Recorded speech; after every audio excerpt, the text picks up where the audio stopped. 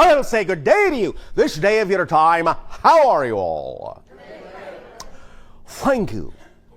We will, first of all, once again extend to each and every one of you our deep appreciation at the co-creation of this transmission, giving us an opportunity to experience through all of you collectively and each of you individually that many more facets of the multidimensional crystal of all that is. So we thank you for the gift of sharing you are allowing us this day of your time. We would like to begin this workshop regarding changing core belief systems in the following way. You have on your planet a joke. Some of you may have heard it, but it goes something like this. How many psychiatrists does it take to change a light bulb?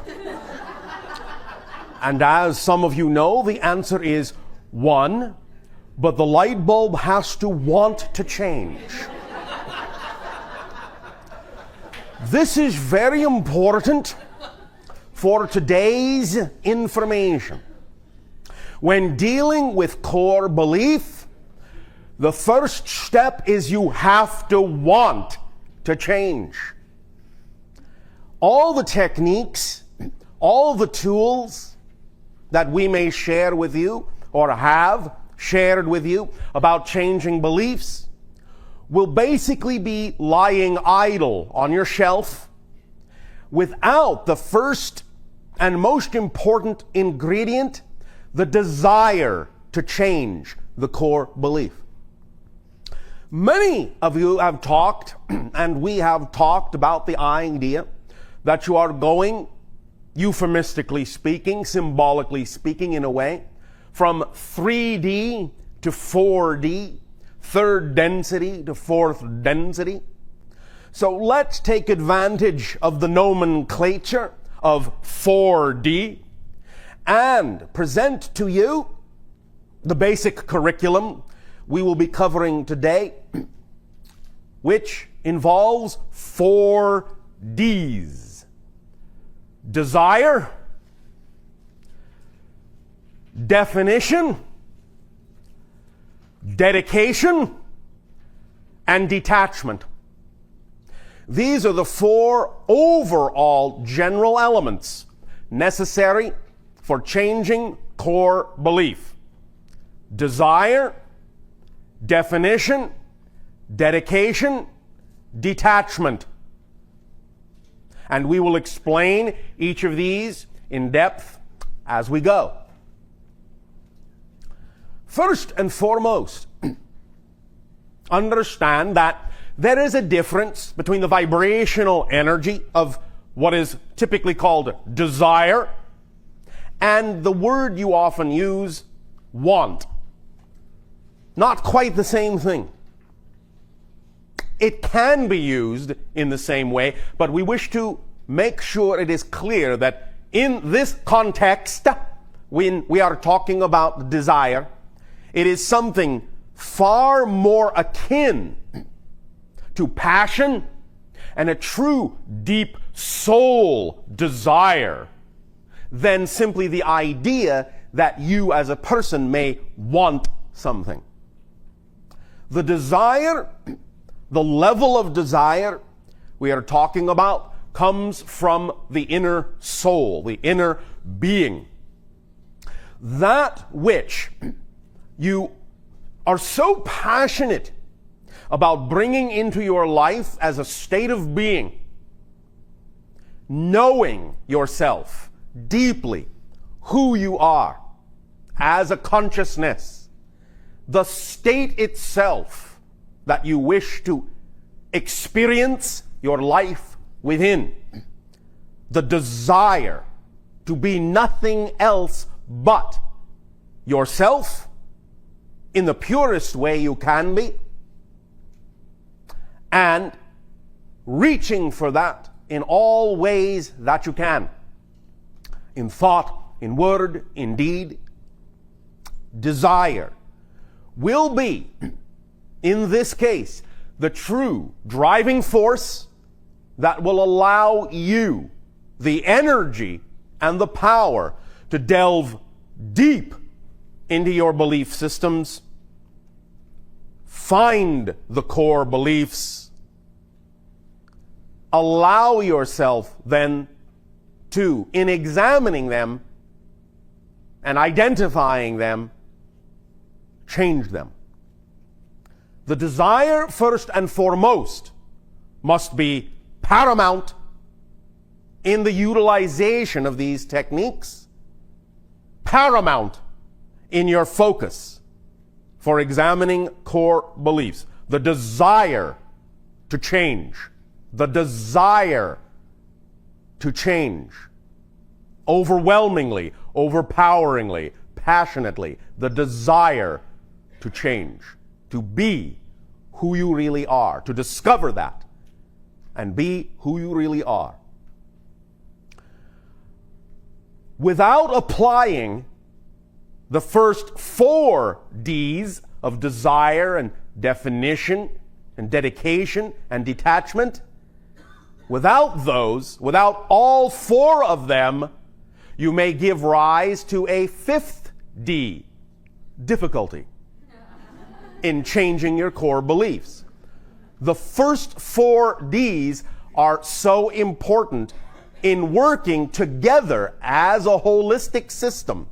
They must all truly be present for the manifestation, for the change to occur, to be experienced in your life, in a tangible way, in a heartfelt way. So, let us, for the moment, examine one of the pages you have in your hands.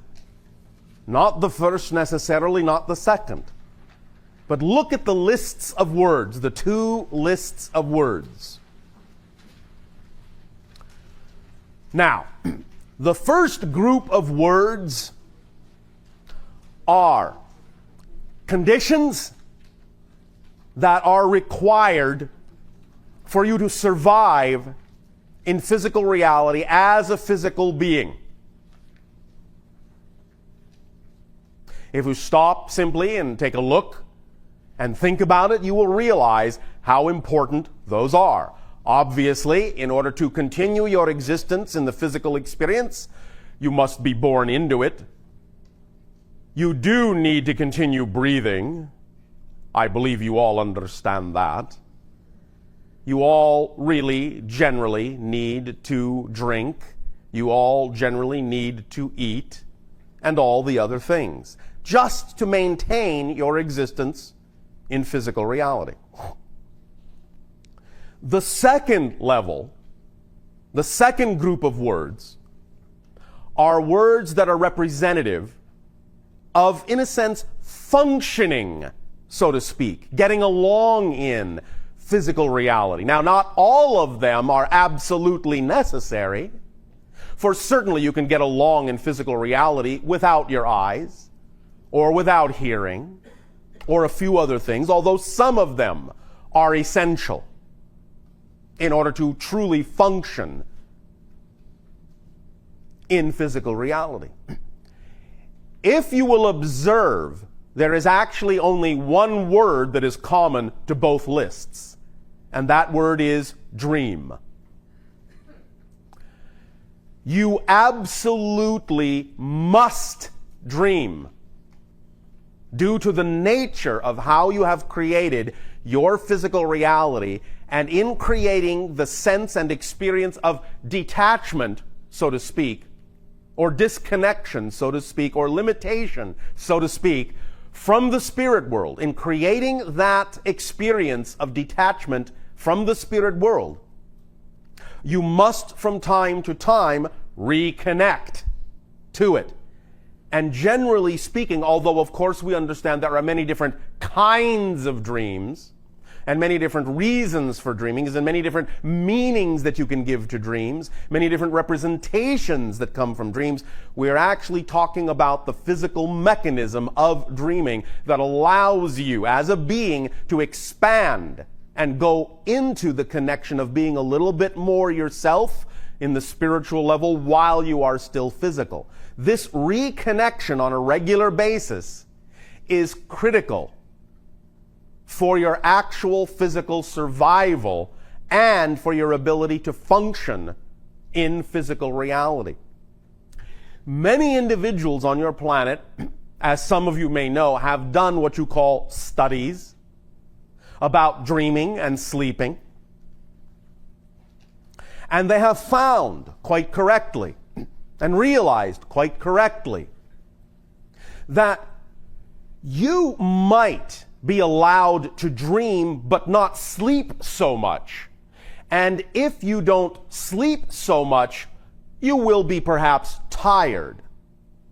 And perhaps some of your functionality may be a little bit impaired. But as long as you are allowed to have moments of dreaming, you will still be able to continue to function more or less normally in physical reality. However, they have also found that no matter how much sleep they allow an individual to have, if they prevent the individual from dreaming, very rapidly the individual will dissolve into psychosis. And they can actually die from that.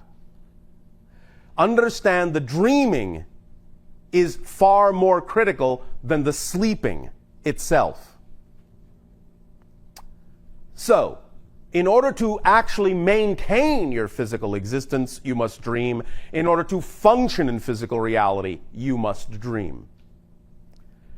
The reason we bring this up, and the reason we point this out in these lists, is that that is really what we're talking about also when we talk about desire. It's connected very strongly to dream. Understand that your dreams, your ability to dream, in that sense, is connected to your ability to desire, to manifest, to realize and experience in physical reality.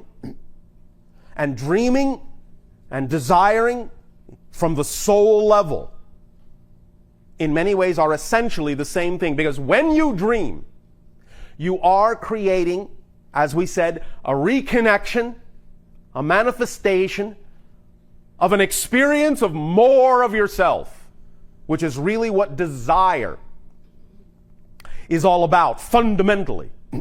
It drives you to experience more of your true holistic self. Now then, definition. We've talked many times about defining your beliefs, and definition remains. Defining your beliefs remains a critical component of accessing and dealing with core beliefs. And what we are also talking about when we talk about definition is clarity of definition. Clarity of definition.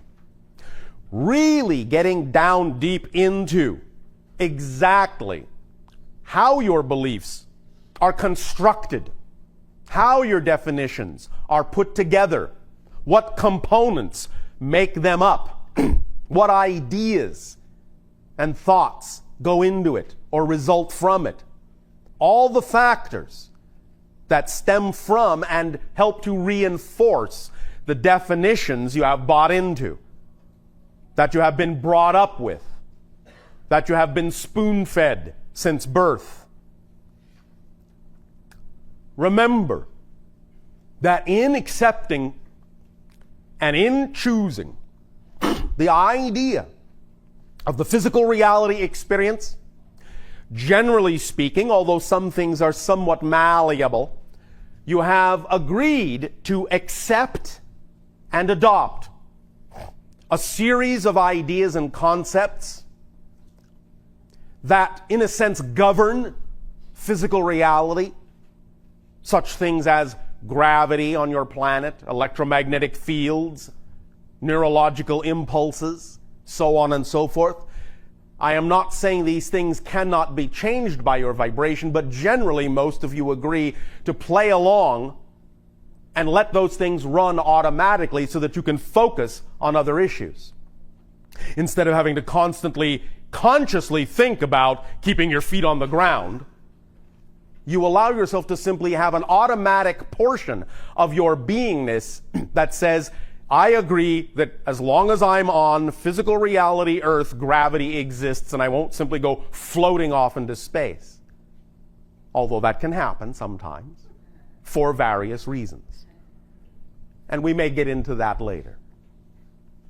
But the idea is that when you choose physical reality and you agree, generally, to adopt a series of conditions, one of those things has to do with the patterns that are already existing that result from the experiences of the parents you chose to be born to. So that in coming through them, to be physical, to be born physically, you will to some degree adopt some of those patterns from them. A kind of hand-me-down from them. A kind of family agreement that says, I will agree to explore with you similar themes, similar ideas that you may call patterns or experiences. Not that you will necessarily have to play them out in the same way your parents did, but you often agree to explore similar themes they went through so that you, in exploring them and coming up with a different perspective, and perhaps even a different outcome, can add to the overall soul family group's experience of all the different ways that theme can be played out in your family group. And so, you often take on yourself, in being born, definitions and belief systems and ideas that will result in certain kinds of patterns or schedules or things that will come up or issues that will appear in your life at certain times, often, very often, at the same times that your parents experience them in terms of the same age in your life, and you will deal with them in your own way. Those moments are opportunities for you to get in touch with what that issue, what that idea, and what that belief means to you. What meaning you choose to put in it. How you want to relate to it. And what you want to bring in terms of your learning experience in dealing with it to the soul family experience overall. So it is very important in doing that you have absolute clarity of definition of what those beliefs are that you have been handed from your parents, from society in general, or sometimes even what you may have chosen to bring through with you, just simply as something you have chosen to explore. Whether you connect it to the idea of past lives, future lives, all those things exist simultaneously. So it's really more of a cross connection to some other life going on right now, concurrently. But nevertheless, no matter how you make a relationship or how you need to explain it or set it up to yourself in order for you to have the experience and explore it, getting clarity of the definitions, getting clarity of the belief systems is critical, especially when you are dealing with core beliefs. Because, as the name core belief implies, you have set these belief systems up in layers, like an onion. Often it will be easier for you to peel them away, get down to the core, to understand the underlying foundation that supports and maintains and perpetuates all the other beliefs on the upper layers.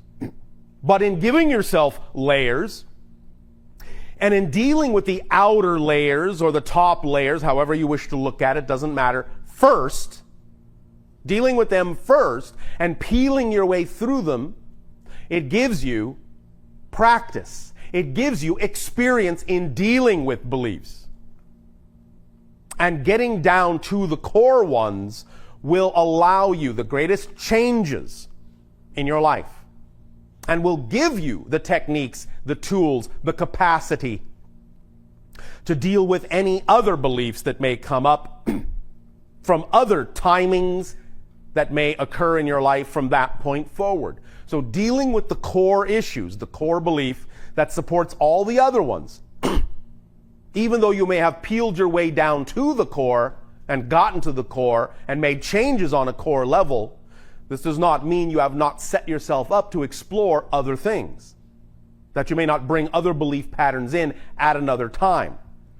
And those patterns will connect to the core belief as well, and in dealing and learning how to deal with the core belief, you will be better able to handle those other levels of beliefs when they come up in a different arena, in a different area of your life. But all those upper layers will connect to the same basic core. And that's why it's so important to get a handle on what that core is, so you can handle all the different layers as they arise at different times in your life. So definition, clarity of definition, the second component, we will explore that as well this day of your time. Desire, definition, and dedication. Dedication, very crucial in this idea of allowing your exploration of core belief to stick, to work, to manifest, to create in your life an experience of change. Dedication, what do we mean by that? In a sense, it's like saying commitment to the self, to really make it the most important thing, the most paramount thing in your life, to explore these core beliefs and to change them. Dedication also connects into another thing we have talked about many times, which has to do with behavior, the actions that you are willing to take on behalf of what you say you desire to do, on behalf of the changes you say you desire to make. Dedicating yourself in your behavior to acting on those things that are representative of getting in touch with those core beliefs and making the changes to become more of yourself. The behaviors that are representative of the person you say you ultimately would prefer to be.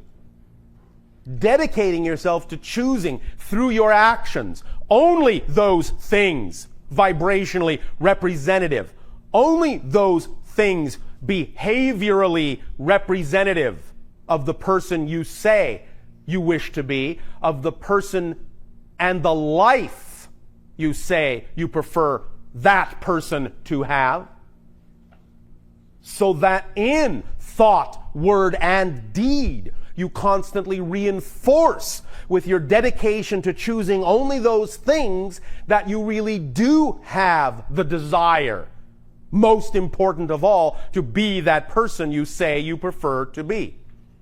Without that dedication, there is no reinforcement and no laying out of a conduit for the desire to manifest.